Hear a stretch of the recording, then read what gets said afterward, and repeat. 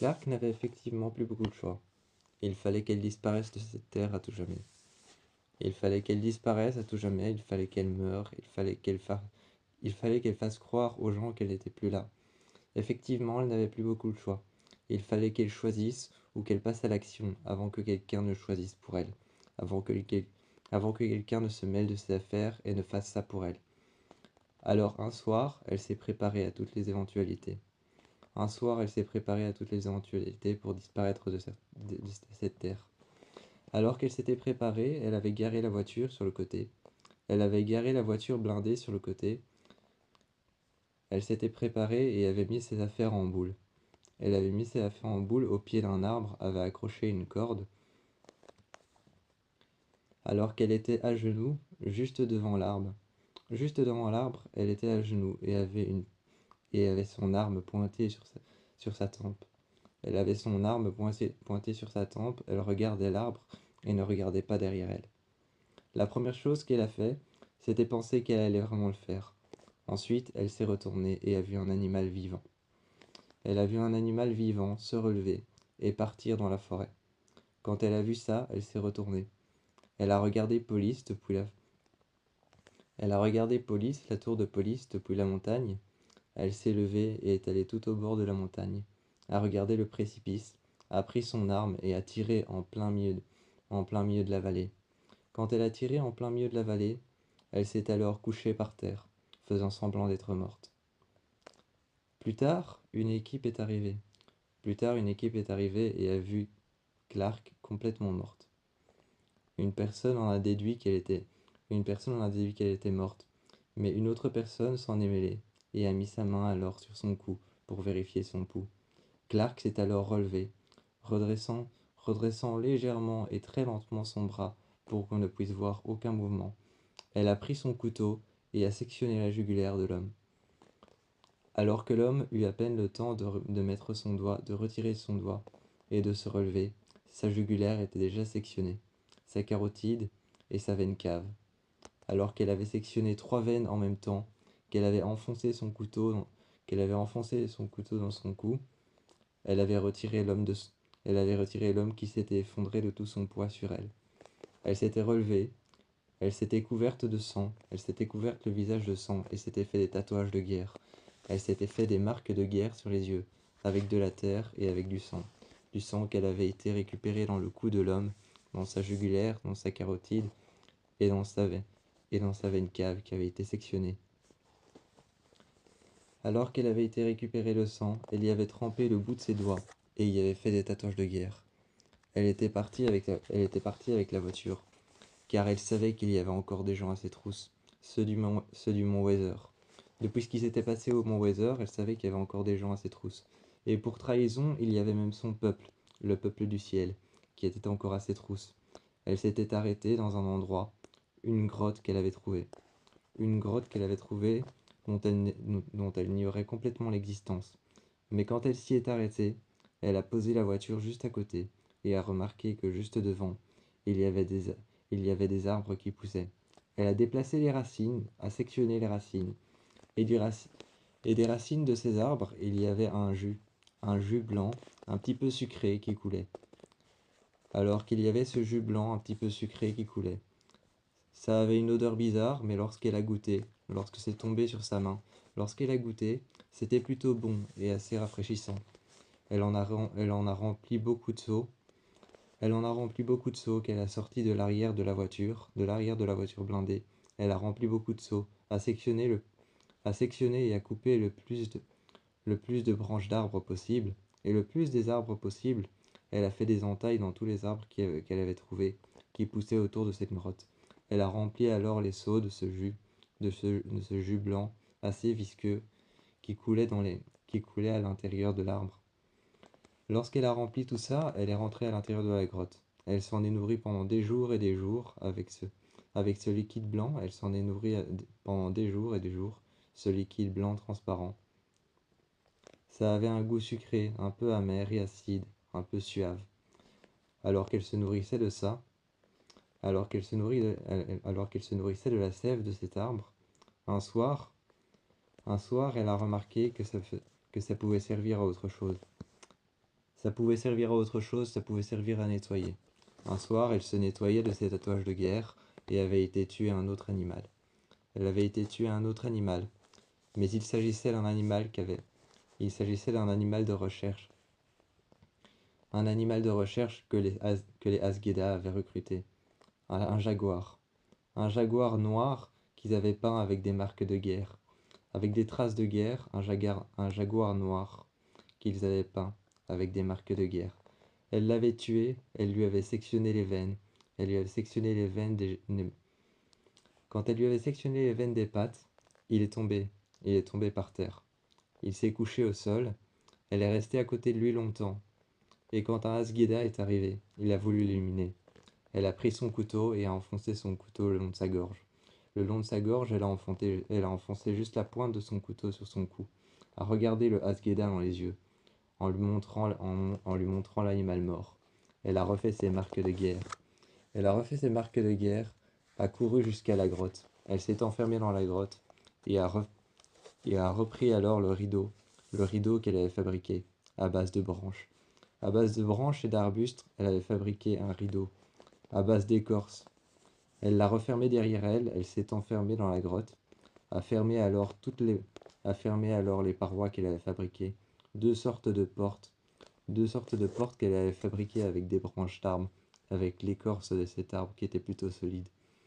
Elle les avait refermées, s'est enfermée à l'intérieur, avait laissé sa voiture juste devant la grotte. Lorsqu'elle avait fermé ça, les branches et les arbres qui poussaient devant, tout le long de la grotte, l'enfermèrent à l'intérieur. Elle a attendu longtemps et les Asgeda sont partis. Elle les a entendus parler. Elle les a entendus parler et l'a cherché pendant un moment. Lorsqu'elle a entendu un Asgeda arriver avec sa flèche et avec son couteau.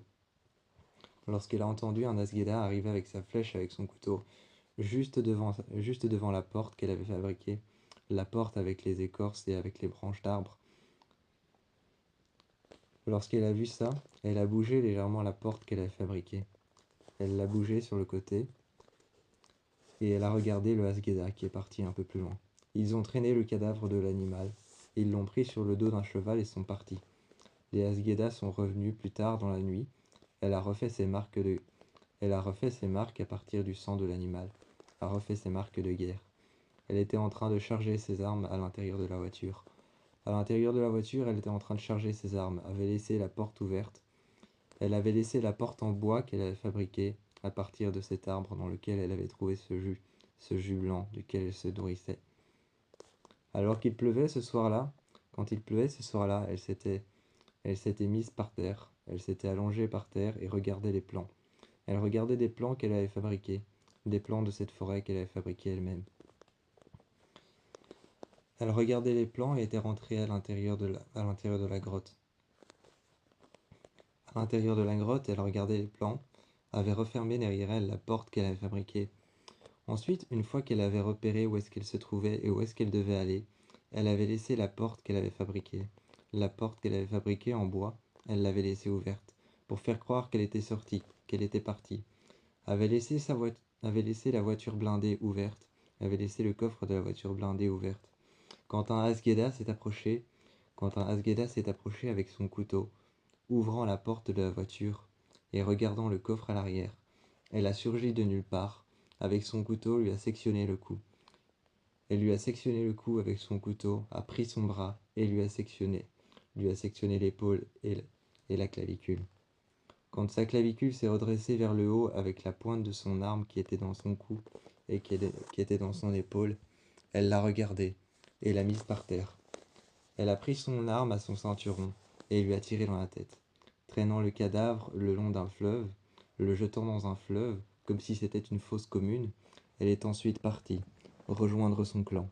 Mais elle ne savait pas encore que son clan la poursuivait pour trahison. Pourquoi est-ce qu'il, pourquoi est-ce que son clan la poursuivait pour trahison? Elle ne le savait pas encore. Elle n'avait pas encore l'impression d'avoir trahi son clan. Elle disait qu'elle faisait tout ça pour Elle disait qu'elle faisait tout ça pour pouvoir justement protéger son clan, protéger le campement. Mais ils n'étaient pas de cet avis.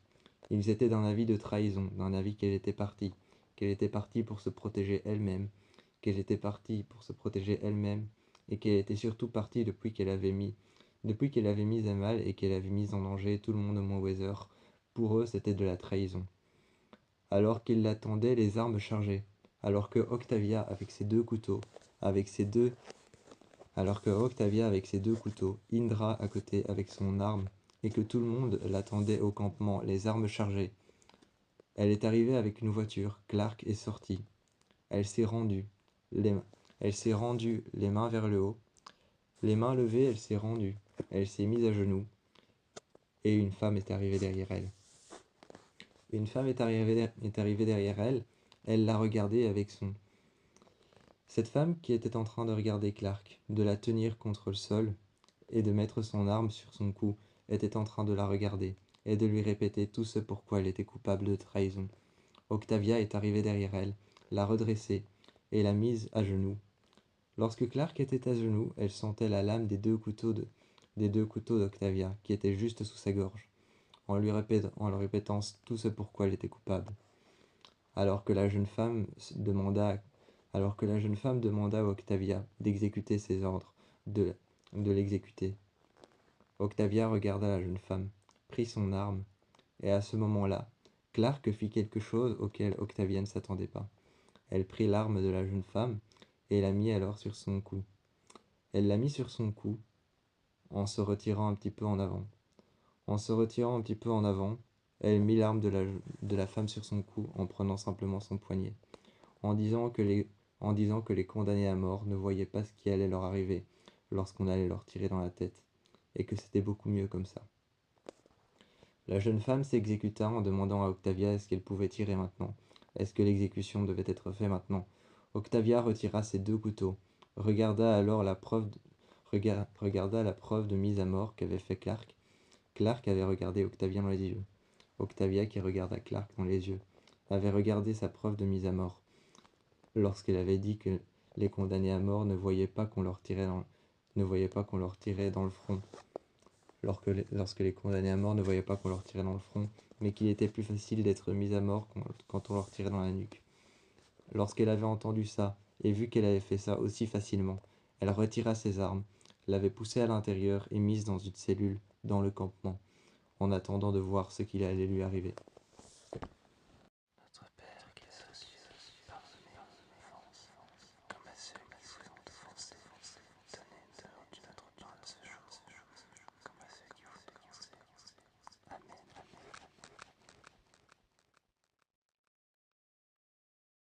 Autant pour l'un que l'autre, il était temps de sortir de cet enfer.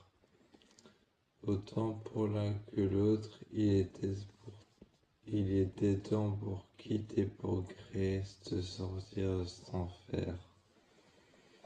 Alors qu'ils ont couru longtemps dehors, ils sont arrivés devant une cathédrale. Ils s'y sont enfermés, mais à l'intérieur, ce qu'ils ont trouvé, ce n'était pas ce qu'ils voulaient trouver. Ils s'attendaient à trouver une petite statuette de la Sainte Vierge, avec peut-être un livre et peut-être un autel. Ils s'attendaient à trouver plusieurs rangées de bancs, peut-être 4 rangées de bancs, sur lesquels les gens pouvaient venir s'asseoir. C'était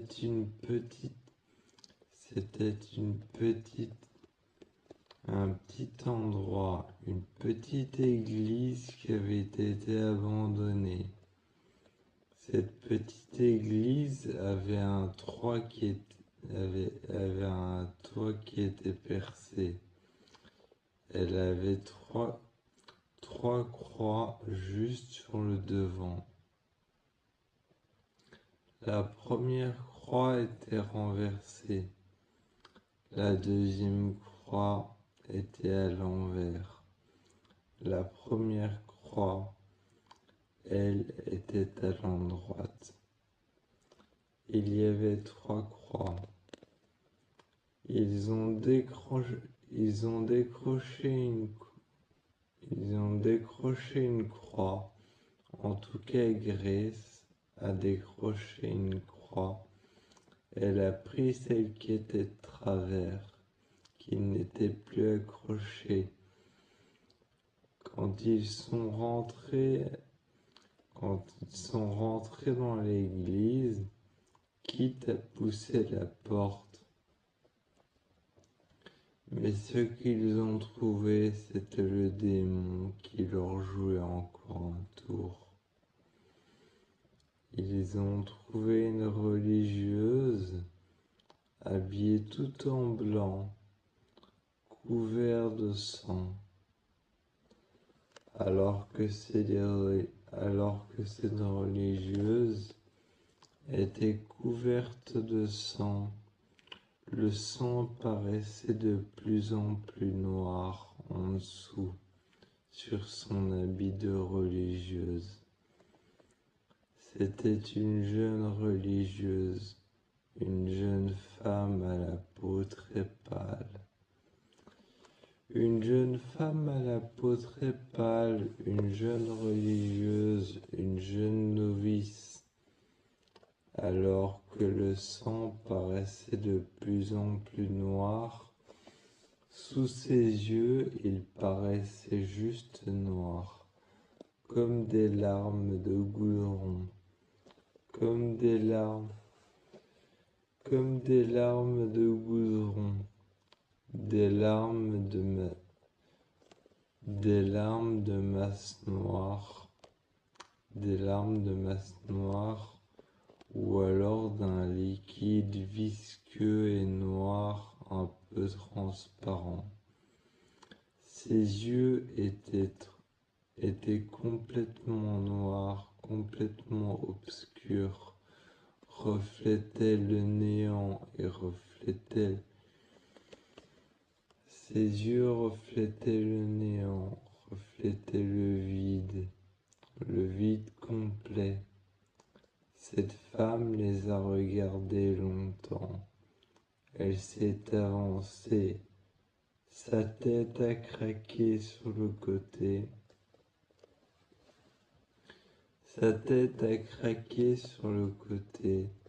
Ses bras étaient en train de craquer comme si ses os étaient en train de se réduire en pièces à l'intérieur de ses bras. Elle a avancé. Elle essayait de parler, mais aucun son n'est sorti de sa bouche. Elle essayait de parler, et lorsqu'ils sont sortis, des murmures tournaient autour de l'église.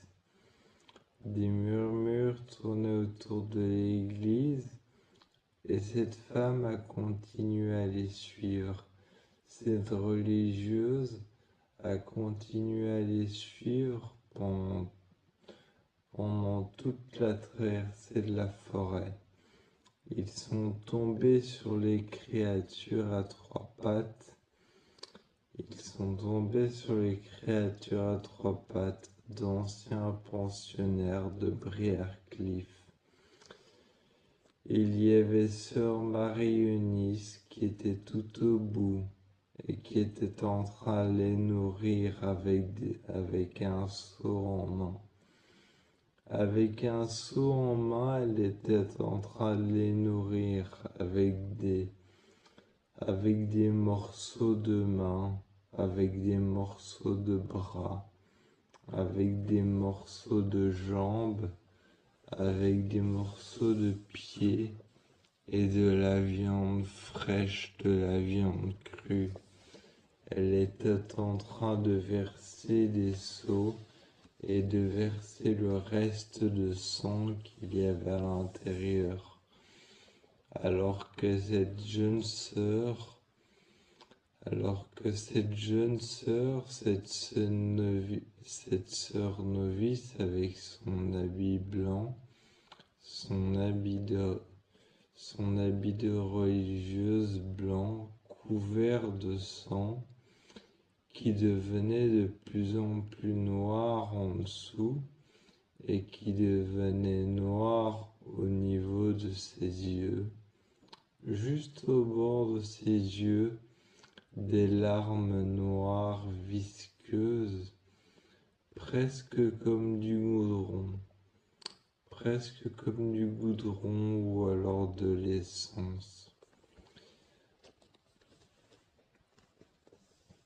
Elle avait une odeur bizarre, une odeur de pourri, une odeur de moisissure, une odeur de bois moisi, rongé par les vers. Quand ils sont arrivés à Briarcliff, Sir Jude les a surpris dans l'entrée. Ils étaient tout mouillés, juste en dessous de la grande statue de la Sainte Vierge. Elle était en train de regarder. Elle était en train de regarder le livre saint. Elle s'est levée et a regardé Grace. Elle a regardé Grace et puis a regardé Kit. Leur a demandé ce qu'ils sont allés faire dehors. Ils n'avaient pas de réponse sur le moment. Sir Jude les a emmenés alors dans son bureau. Elle les a emmenés dans son bureau, a ouvert son armoire. En se retournant, elle a pris un bâton. Elle a pris un bâton et les a regardés en disant: vous refusez donc de me dire où est-ce que vous étiez parti cette nuit-là. Grace a essayé d'inventer un mensonge. Elle était en train de regarder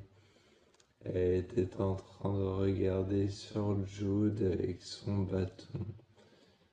Elle était en train de le claquer. Elle était en train de le claquer dans sa main en disant: vous refusez toujours de me dire où est-ce que vous étiez parti. Vous faisiez peut-être un tour de Briarcliff pour vous dégourdir les jambes, alors que Kit était contre la table, Kit était contre la table et Grace aussi. Grace était contre la table aussi. Alors qu'elle allait les fouetter jusqu'au sang. Lorsqu'elle les a fouettés jusqu'au sang, quand ils sont revenus dans la salle commune, il y avait toujours cette musique qui tournait en boucle. Il y avait toujours cette musique qui tournait en boucle, en boucle, en boucle, à en devenir fou, à en devenir complètement à boule, comme cette jeune femme qui se tapait la tête contre les murs pour se faire mal et qui criait en même temps. Comme cet homme par terre, avec son vêtement gris sur lui. Ou alors cette femme encore reliée à une sonde. Cette femme encore qui était reliée à une sonde qui la nourrissait. Il y avait de la nourriture par terre car elle refusait de manger. Plus elle mangeait, plus elle se faisait vomir. Il y avait cette sonde à laquelle elle était reliée par le ventre. Et il y avait cet homme aussi, avec des aiguilles en main. Il y avait cet homme avec une aiguille en main. Une aiguille en main qu'il tenait, qui était en fait simplement une perfusion qu'on lui avait accrochée La perfusion était accrochée à un endroit précis. Il était reclus dans un coin où il y avait de la moisissure. On pouvait apercevoir sur son dos de la moisissure noire qui avait poussé. Sur son dos, de la moisissure noire avait poussé. Et lui continuait à retirer l'aiguille de la... Lui continuait à retirer l'aiguille qu'on lui avait mis dans le bras. Cette longue aiguille qu'on lui avait mis dans le bras, la perfusion qu'on lui avait mis sur le bras, il la retirait et il la réenfonçait. Il jouait à se faire mal avec, tout son bras était presque ouvert. Il la réimplantait, la retirait, la réimplantait, la retirait. Pour lui, c'était comme un jeu. Il l'enlevait et l'enfonçait très fort, l'enlevait et l'enfonçait très fort. Il l'enlevait tellement qu'à un moment, ça a été tellement loin que sa peau a disparu. Il l'enfonçait dans ses veines et on voyait ses veines bouger. On voyait ses veines bouger et ses nerfs bouger. La chair, il la grattait tellement fort La chair, il la grattait tellement fort qu'il faisait des trous avec ses ongles Il faisait des trous avec ses ongles sur sa peau. Il faisait des trous avec ses ongles sur sa chair. Il faisait des trous avec ses ongles à l'intérieur de sa chair et même sur ses muscles. Ses veines étaient trouées, il pissait du sang, et il y avait du sang partout. Autour de lui et sur la peau de son dos, il y avait de la moisissure noire. Ils nous regardaient tous les deux alors qu'on était devant un plateau d'échecs on était devant un plateau d'échecs et on était en train de préparer un plan. Lana Winter s'est arrivée. Quand Lana Winter s'est arrivée, elle était en train de parler avec nous, de nous demander ce qu'on faisait. Grace a regardé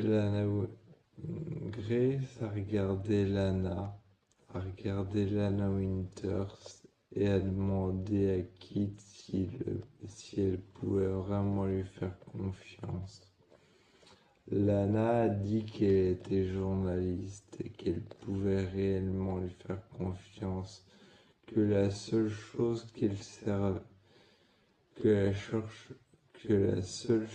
qu'elle cherchait, c'était échapper à ses sœurs, échapper à Sœur Jude et sortir de cet enfer, sortir de là.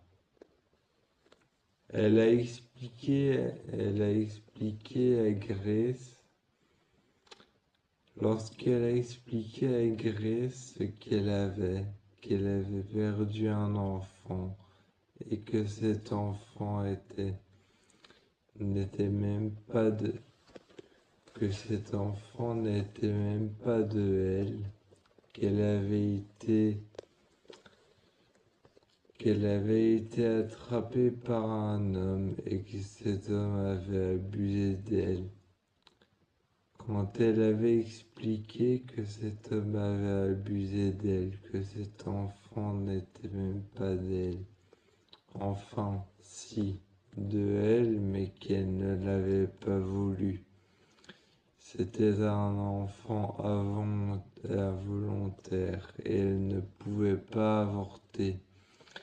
C'était interdit selon les lois de Briarcliff. Et depuis quand Briarcliff interdisait l'avortement, avait répondu Grace. Lana s'est retournée et a regardé sœur Marie-Eunice qui rentrait à l'intérieur. En frappant des mains, elle a demandé à tout le monde de se réunir. L'homme qui était dans le coin avec son aiguille était toujours en train de se l'enfoncer dans son bras.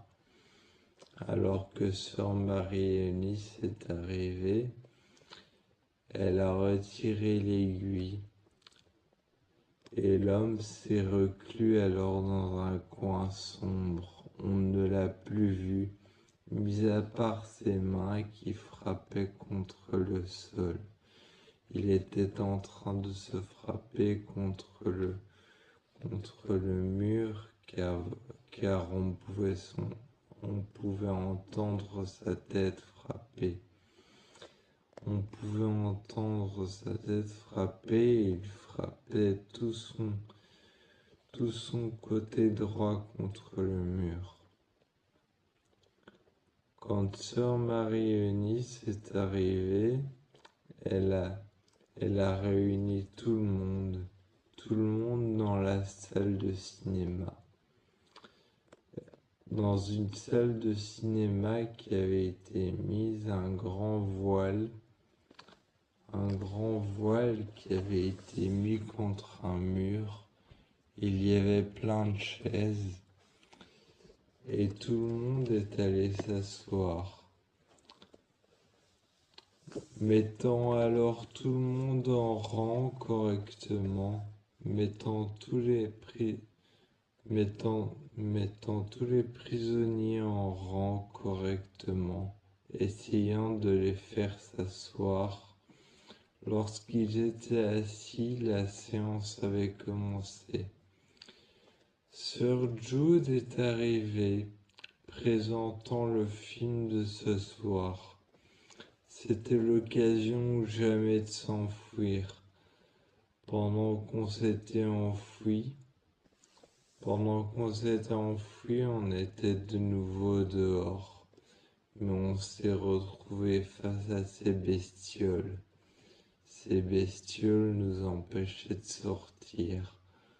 Sir Jude nous empêchait de sortir par tous les moyens, ou alors nous donnait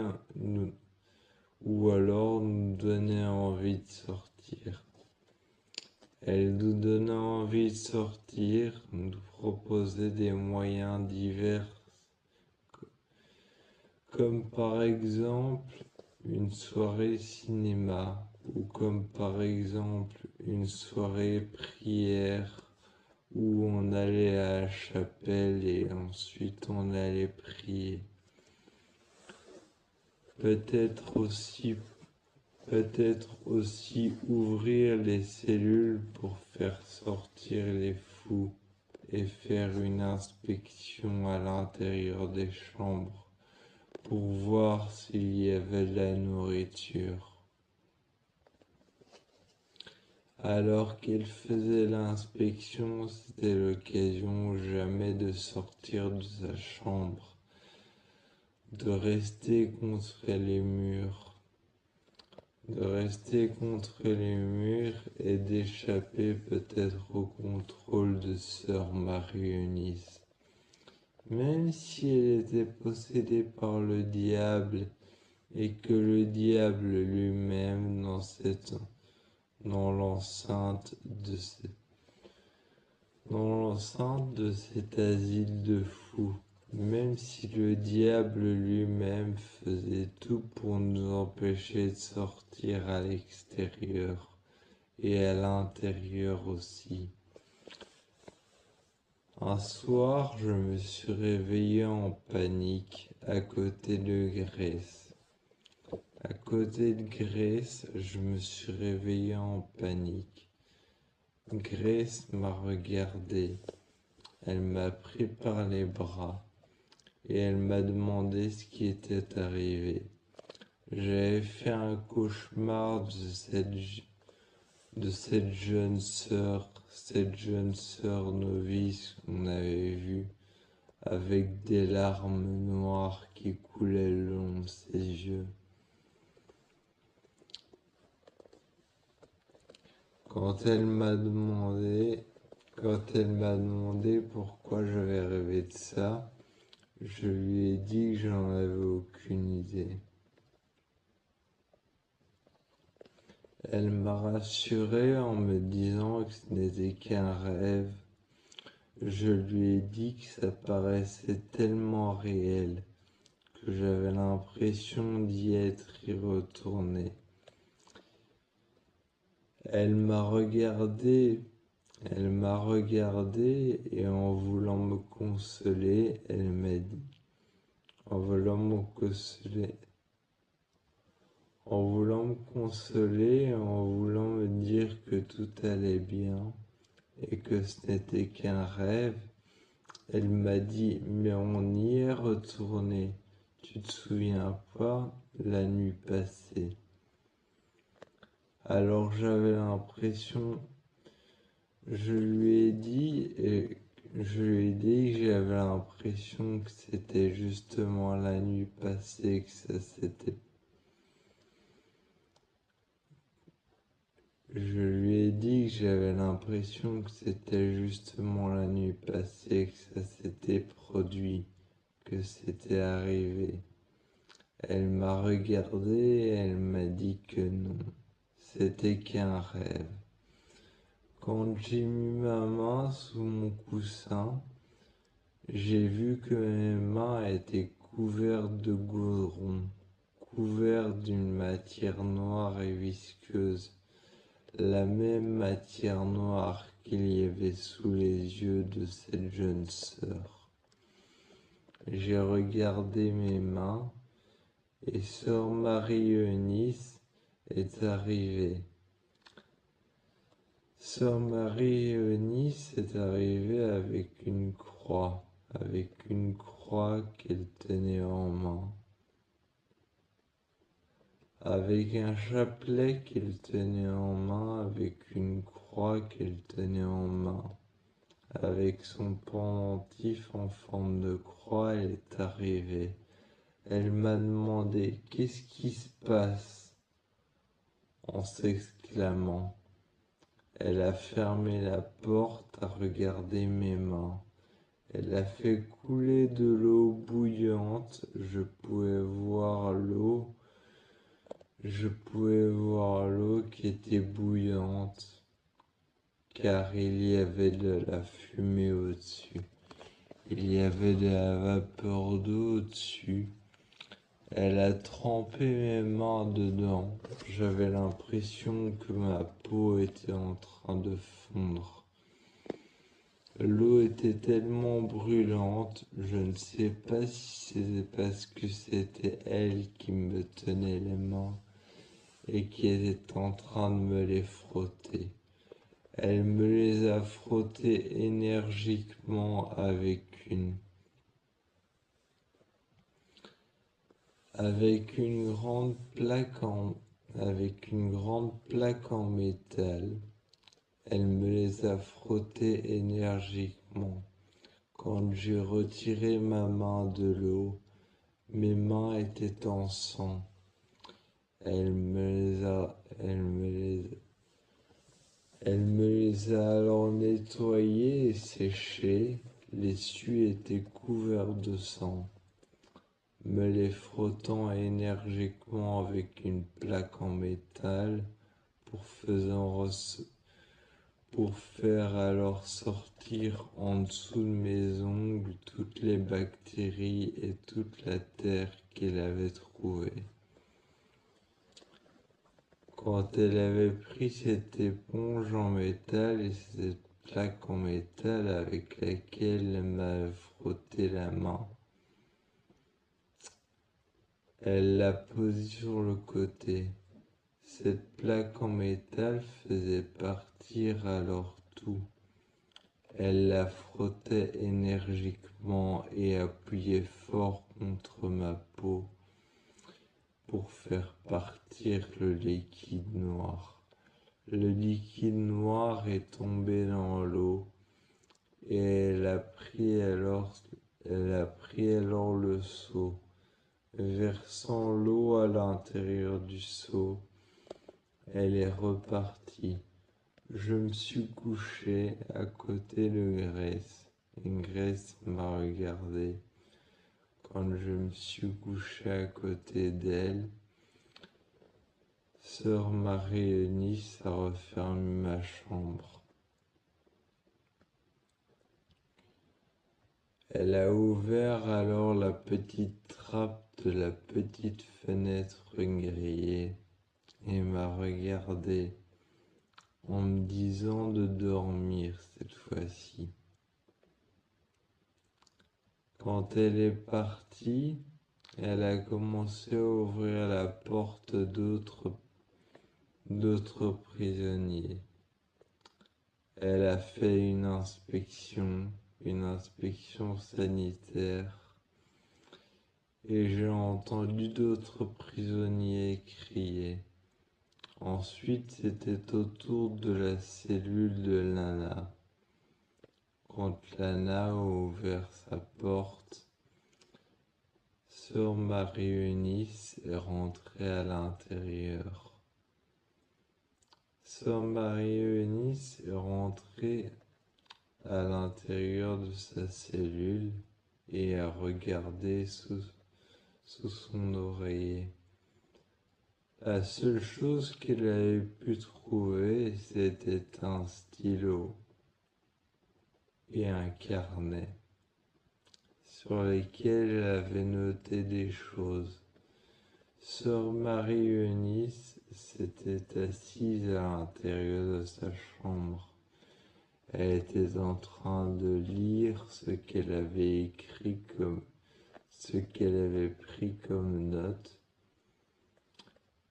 Il était écrit traitement de choc barbare, manière de traiter ses détenus, horrible. Elle était en train de lire ça à haute et intelligible voix, peut-être pour menacer Lana de lui enlever son carnet, son calepin, alors qu'elle était en train d'écrire un article sur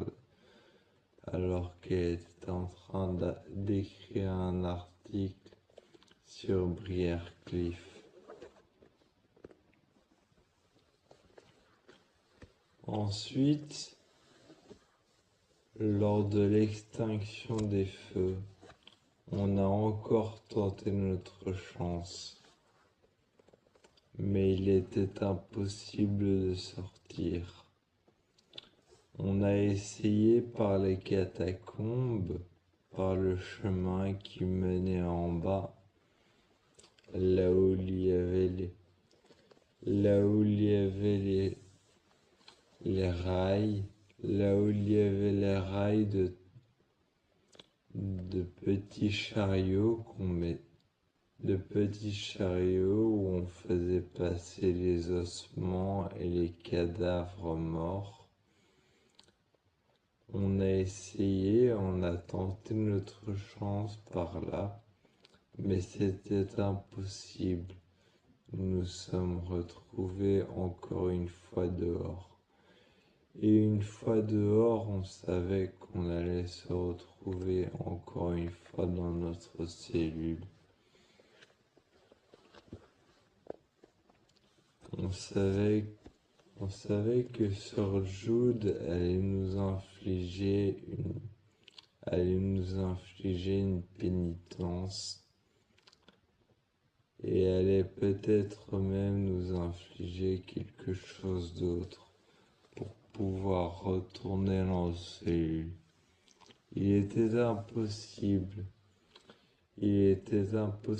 de sortir. Le diable Lui-même et Sir Jude nous retenaient à l'intérieur. Prisonniers de nos cellules, prisonniers de nos portes, et prisonniers des règles de Briarcliff. Cet enfer était impossible, était impossible à être franchi. Ça faisait un bon moment que Clark refusait de se livrer à ceux qui la cherchaient. Octavia était en train de la surveiller devant sa cellule. Elle était rentrée un soir, s'était agenouillée devant son lit, a regardé Clark et lui a dit: Clark, regarde-moi. Clark ne l'a pas regardé, elle l'a ignoré pendant un instant, elle a regardé le mur. À un moment, Octavia a posé sa main sur Clark et lui a dit: Clark, regarde-moi. Ensuite, Clark l'a toujours ignoré. Perdant patience, Octavia s'est retournée vers Indra et Indra est rentrée. Indra lui a parlé pendant un instant. Indra lui a parlé et lui a dit: Clark, regarde-moi. Clark l'a toujours ignoré. Ensuite, Indra et Gaïa sont arrivés dans la chambre et ont commencé à lui parler. Gaïa a commencé à lui dire: Clark, écoute-moi, il faut que tu le fasses. Clark a commencé à nier toute interaction avec tout le monde. Bellamy a essayé de lui parler, mais elle a nié toute interaction avec tout le monde. Ensuite, Indra a commencé à lui parler et lui a dit: Clark, il faut que tu le fasses. Il faut que tu te livres. Gaïa est restée pendant une nuit entière dans sa cellule à méditer. Elle méditait, elle restait là. Et elle lui disait de temps en temps: Clark, il faut que tu le fasses. C'est une évidence, c'est la seule chose à faire. C'est la seule chose à faire, il faut que tu te livres. Il faut que tu te livres, mon Weather. Clark s'est assis un moment au bord de son lit et il lui a dit: Pourquoi? Pour que vous me torturiez encore plus que vous ne le faites maintenant? Gaïa est arrivée et a dit: Non, il faut que tu le fasses. Simplement parce qu'il faut que tu le fasses, c'est la seule solution. Octavia est arrivée. A ouvert les portes et a dit: Je vais t'expliquer pourquoi c'est la seule solution. Clark l'a regardée et lui a dit: La seule solution, c'est que tu veux me torturer encore plus que tu ne le fais maintenant, Octavia. Octavia a frappé alors son arme sur le sol. Son arme a touché juste entre les deux jambes. Entre les deux genoux de Clark, qui avaient été mis au sol. Octavia l'avait forcé et l'avait mis au sol, l'avait forcé de force à se mettre au sol, à genoux, mettant son arme du côté tranchant face à son visage. Elle avait frappé son arme au sol et s'était mis avec un genou à terre et lui avait dit: Tu vas le faire, en lui prenant les cheveux vers l'arrière. Elle lui a dit à l'oreille: Tu vas le faire, tu vas te rendre. Clark l'a regardé et s'est levé. Elle a dit: Je veux bien rendre, mais à une condition. Indra s'est assise et s'est appuyée sur la table après s'être assis. Après s'être assis sur le lit de Clark, elle s'est appuyée sur la table et a dit: On écoute ton option. Juste au moment où Clark s'est levé pour se mettre contre la table, Indra s'est levée. Indra comptait bien lui parler sur son lit en lui demandant l'option qu'elle voulait. Alors qu'elle l'a regardé, elle s'est appuyée sur la table et Indra l'a regardée. Clark lui a dit: L'option que je voudrais avoir, c'est simplement: je vous demande d'avoir une arme. Octavia est arrivée et a dit: Une arme? Non mais tu plaisantes. Elle a frappé alors son arme sur la table, a déposé son couteau. Elle a déposé son couteau sur la table en disant: Non mais tu plaisantes, une arme? Clark a essayé de récupérer l'arme d'Octavia, mais Octavia l'a récupérée tout aussitôt. Elle l'a rangée et elle lui a dit: Jamais on te laissera avoir une arme, pour que tu te retournes contre nous ensuite et que tu essayes de tous nous tuer? Clark l'a regardée et a dit: Qu'est-ce que tu sais? Qu'est-ce que t'en sais? Octavia s'est avancée et a dit: Je sais lire dans ton regard. Je sais lire dans ton regard, Clark. Clark, tout le monde sait lire dans ton regard. Même Murphy, même tout le monde. Tout le monde sait lire dans ton regard. Tu es un livre ouvert. On sait lire à travers toi comme dans un livre ouvert. Clark l'a regardée et lui a dit qu'elle n'en était pas si sûre. Elle a alors déployé un plan sur la table en montrant les plusieurs endroits dans lesquels elle s'était protégée, là où les Asgeda l'avaient cherchée. Mais quelque part, c'est vrai qu'elle l'avait un peu cherché, et elle l'a dit. Elle l'a dit à Indra, l'a dit à Octavia, en disant quelque part, c'est vrai que je l'ai un peu cherché. J'ai tué un de leurs animaux. J'ai tué un de leurs animaux. J'ai tué un de leurs guerriers. J'ai tué un de leurs guerriers, un de leurs animaux. C'est vrai que je l'ai un peu cherché quelque part. Mais c'est là-bas que les Asgeda m'ont cherché. Octavia a regardé Clark et a dit, qu'est-ce que tu nous proposes? Je propose qu'on se serve de Echo. Je propose qu'on se serve de Echo pour rejoindre Police. Ensuite, vous feriez tout ce que vous voudrez de moi. Lorsqu'ils sont arrivés sur les terres des Asgeda, les Asgeda étaient en train de surveiller la grotte, toujours en train d'attendre que Clark sorte. Ils étaient en train d'attendre que Clark sorte, mais ils étaient en train de rentrer. Ils étaient en train de rentrer dans la grotte. Lorsqu'ils sont rentrés, Clark avait déserté les lieux, mais avait laissé ses affaires, en dessous d'une boule d'affaires qu'elle avait laissée, en dessous d'une boule de vêtements qu'elle avait laissée sur le côté. Il y avait quelque chose qui clignotait. Un Asgeda l'a retiré. Un Asgeda a retiré les vêtements, et c'était une bombe, un explosif qui a fait exploser l'intérieur de la grotte. L'intérieur de la grotte a implosé. Lorsqu'ils ont été chercher le Asgeda, Echo a rejoint le Asgeda à l'intérieur, le guerrier Asgeda. Lorsqu'ils ont été cherchés, il était brûlé vivant. Il était mort et essayait de parler. Il était mort mais essayait tout de même de parler avec le dernier souffle de vie qu'il restait.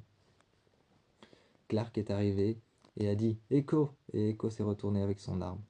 Elle a lancé son arme, son poignard, qui est arrivé contre le mur.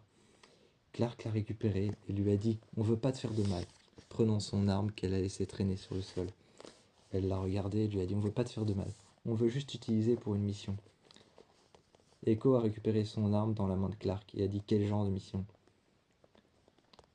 Octavia est arrivée devant Echo et a dit « Le genre qu'elle se rende », en pointant son arme sur elle. Le genre qu'elle se rende, elle a commis des fautes, elle nous a trahis. Elle était censée partir chercher des vivres. Elle était censée partir chercher des vivres et peut-être même négocier avec les Triclous et les Moinclous, alors qu'elle en est revenue les mains vides. Elle en est revenue les mains vides, elle a voyagé dans la forêt et elle s'est servie de ses vivres et de ses nourritures pour elle-même. Elle nous a trahis. Elle était censée parler aux Moinclous et aux Triclous, mais elle ne l'a pas fait. Sur le côté, Echo s'est penchée et a regardé Clark. Clark était couverte de sang, de marques de sang qu'elle s'était faites. Elle l'a regardée et elle a dit qu'elle se rende, elle, et qu'est-ce qu'elle va subir. Indra est arrivée et a dit « C'est vraiment si important que ça ?» Clark a regardé Echo, et finalement Gaïa lui a expliqué ce qu'elle allait subir.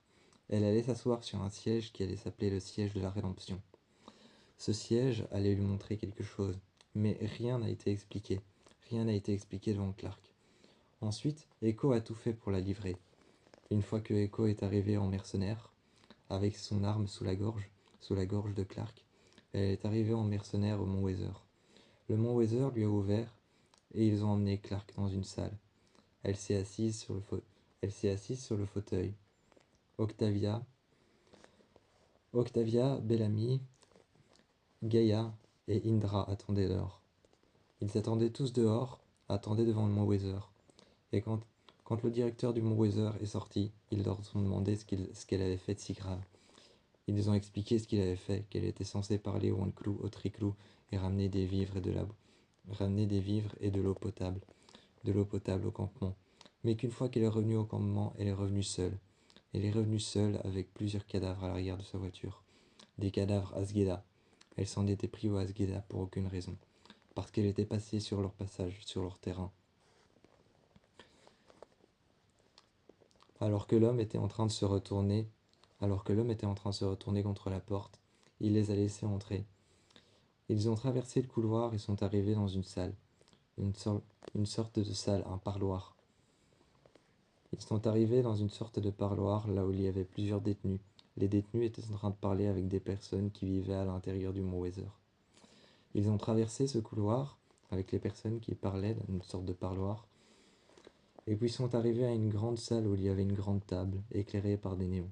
Ils se sont assis là et Indra, Gaïa, Octavia ont commencé à parler de Clark, de toutes ses fautes, de tout ce qu'elle avait fait.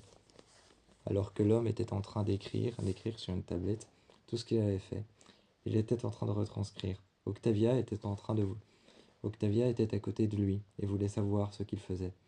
Il disait qu'il était en train de retranscrire tout, et il l'expliquait en même temps.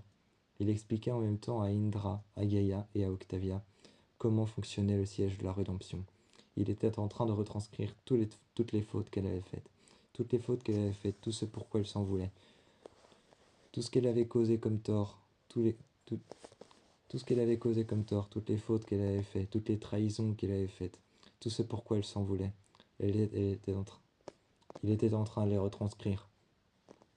Il en avait fabriqué une petite puce et l'avait montrée alors à Gaïa et à Indra.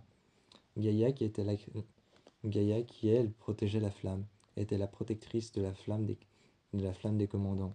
Il lui a montré la petite puce. Gaïa lui a demandé comment ça fonctionnait, et il lui a dit qu'une fois mise à l'intérieur du siège de la rédemption, elle verrait ses cauchemars en boucle elle verrait ce cauchemar, ses pires hontes en boucle se répéter, jusqu'à ce qu'elle accepte de se repentir. Alors que Octavia l'a amenée avec 2 couteaux sous la gorge, elle l'a regardé et lui a dit « Repens-toi » en la poussant dans le siège. Indra l'a regardé et lui a dit « Calme-toi, range ton arme ». Alors qu'Octavia a rangé son arme, quand elle a rangé son arme, Octavia était dans le couloir. Elle lui a dit que c'était de sa faute. C'était de sa faute et qu'elle devait se repentir par rapport à tout ce qu'elle avait fait subir au campement. Tout ce qu'elle avait fait subir au campement et toutes les morts qu'elle avait infligées au Asgeda. Alors qu'ils étaient obligés d'emmener Murphy, Echo et Ind. Alors que Indra, Echo, Murphy étaient obligés de partir aussi avec Ontari qui était obligé de partir avec Murphy, en tant que mercenaire. Mais pas en tant qu'ami. Ontari devait partir avec Echo et Murphy, qui eux devaient se retrouver dans le clan des Asgeda, simplement pour leur montrer des excuses et être désolés du comportement de Clark, alors que les gens devaient faire les choses à sa place. Octavia était en train de s'exclamer, de se révulser par rapport à ça. Indra était en train de lui dire que c'est vrai, elle a commis des fautes, beaucoup de fautes, et on doit les réparer à sa place. Murphy était parti à la tombée de la nuit, avec Ontari et avec les autres. Une fois qu'ils sont arrivés sur les terres des Asgeda, ils se sont pardonnés. Ils ont pardonné les fautes de Clark, en lui disant que c'était pas de sa faute. Alors que les Asgeda sont arrivés.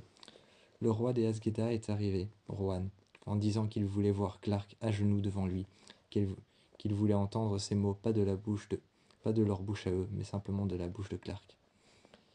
Ils ont dit que c'était trop tard, que Clark avait été emmené sur un siège de la rédemption. Rohan était peut-être d'accord si on lui expliquait comment ça fonctionnait. Mais pour ça, il fallait aller chercher Indra et il fallait aller chercher Gaïa. Ils ont été les chercher en journée en prenant la voiture de Clark. Lorsqu'ils ont été les chercher, ils sont revenus. Et devant Rohan, à genoux, Gaïa et Indra lui ont expliqué comment est-ce que ça fonctionnait. Ils lui ont même montré une vidéo qu'avait enregistrée Raven. Raven est arrivé alors avec une voiture, a montré une vidéo de torture qui avait été enregistrée par le Mont Weather. Les gens qui la torturaient, les gens qui lui faisaient revivre ses pires hontes en boucle, avaient enregistré cette vidéo pour pouvoir les montrer aux personnes qui voulaient voir Clark souffrir, les montrer aux personnes qui voulaient être sûres qu'elle souffrait bien et qu'elle se repentait de ses fautes. Alors que Raven avait allumé la tablette, elle lui a montré la vidéo, l'a mise entre ses mains, et lui a montré que ça c'était Clark actuellement. C'était Clark maintenant. C'était quelque chose qui se passait en live, quelque chose qui se passait maintenant, au moment où ils étaient sur les terres des Asgeda. Alors qu'il était d'accord qu'elle souffrait assez, que son cauchemar avait assez duré. Il leur a dit que chaque jour, l'un d'eux devait revenir avec la tablette pour pouvoir voir à quel point elle souffrait, pour pouvoir se repentir de ses fautes, voir à quel point elle souffrait, et pour pouvoir avoir une sorte de compensation par rapport à ces guerriers qui sont morts.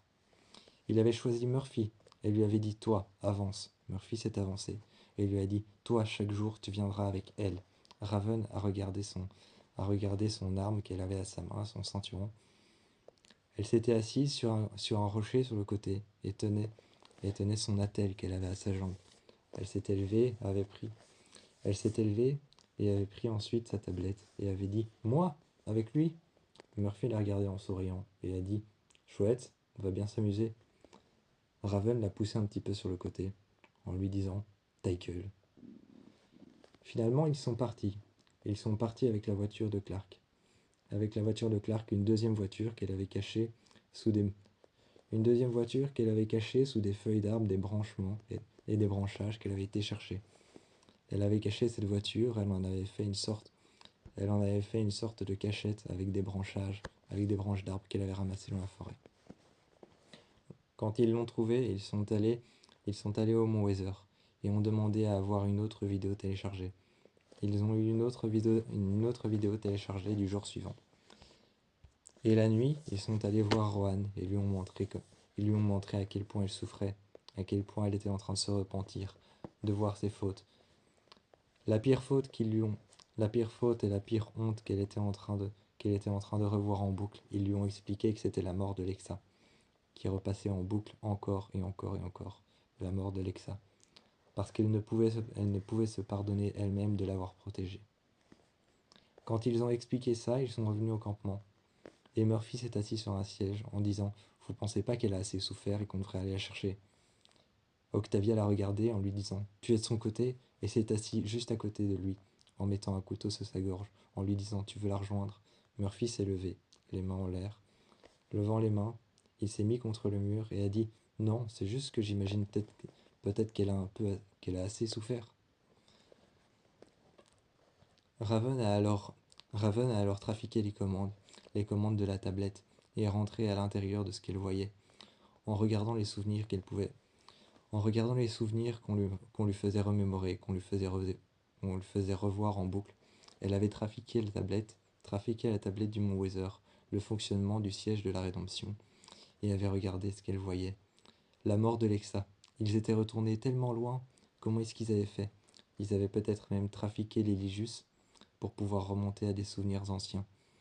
Peut-être qu'ils avaient trafiqué l'Eligius, peut-être qu'ils avaient même trafiqué la flamme des commandants.